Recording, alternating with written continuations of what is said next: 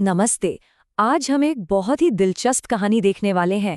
एक ऐसे AI learning assistant की जिसे स्क्रैच से मतलब बिल्कुल जीरो से बनाया गया है। सोचिए, यूट्यूब पर जो इतना सारा ज्ञान है, वीडियोस का जो पूरा खजाना है, उसे एक स्मार्ट इंटेलिजेंट ट्यूटर में कैसे बदला जा सकता है। चलिए इस सफर पर चलते हैं।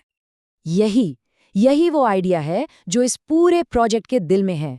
जरा सोचिए, एक ऐसा एआई एजेंट जो यूट्यूब वीडियो देखे, उन्हें समझे और फिर एक पर्सनल ट्यूटर की तरह हमारे सारे सवालों के जवाब दें। ये सिर्फ डेटा प्रोसेसिंग नहीं है, ये एक सीखने वाला साथी बनाने जैसा है। तो चलिए देखते हैं कि ये कमाल हुआ कैसे।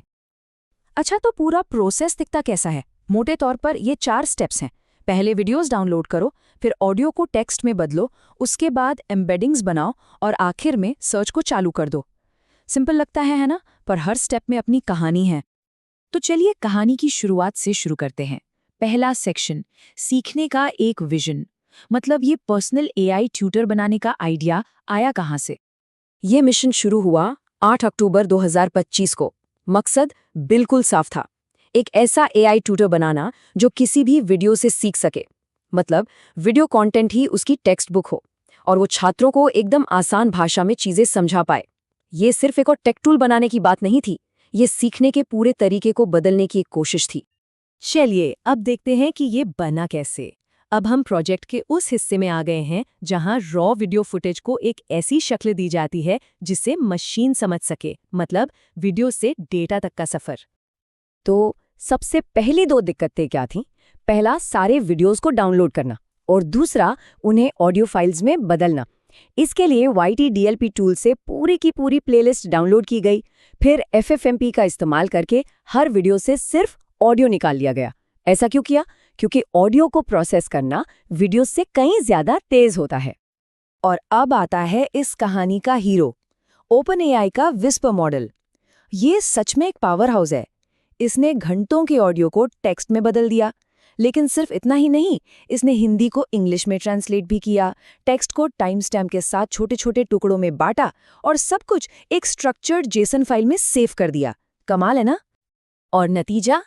एकदम साफ सुथरा ऑर्गेनाइज्ड टेक्स्ट डेटा। यही वो बुनियाद है, वो नींव है जिस पर पूरा एआई एजेंट खड़ा होने वाला था। देखिए, एक बात तो पक्की है, बिना साफ और स्ट्रक्चर्ड डेटा के कोई भी एआई स्मार्ट नहीं बन सकता। ठीक है, अब हम इस प्रोजेक्ट के बिल्कुल टेक्निकल दिल में जा रहे हैं। वो हिस्सा जहां सादे टेक्स्ट को एक ऐसी चीज में बदला जाता है जिसे एआई समझ सके। हम बात कर रहे हैं वेक्टर एम्बेडिंग्स की। यही वो चीज है जो एआई को टेक्स्ट का मतलब समझने की ताकत देती है। तो ये वेक्टर एम्बेडिंग्स हैं क्या भला? इसे एआई की एक यूनिवर्सल भाषा समझ लीजिए।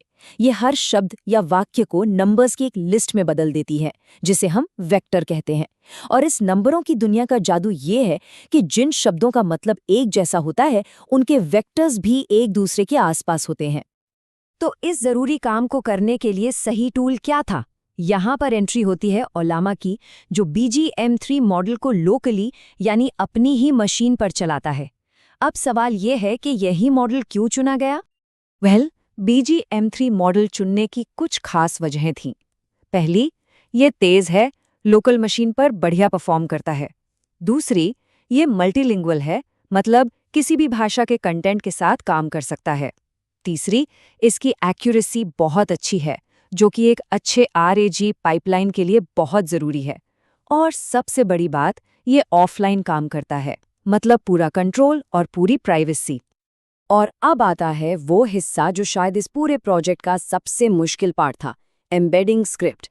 ये एक पाइथन स्क्रिप्ट थी जिसे बहुत ध्यान से लिखना पड़ा। इसका काम था सारी जेसॉन फाइलों को पढ़ना, वीडियोस को सही क्रम में लगाना, हर टेक्स्ट के टुकड़े के लिए एम्बेडिंग्स जनरेट करना, उसमें आईडी और वीडियो नंबर जैसा मेटा डेटा जोड़ना और फिर सब कुछ एक पैंडास डेटा फ्रेम में स्टोर करना और आखिर में उसे एक फाइल में सेव कर देना। और हाँ, एक मज़ेदार बात बताता हूँ, इस स्क्रिप्ट में रीट्राई लॉजिक भी डाला गया था।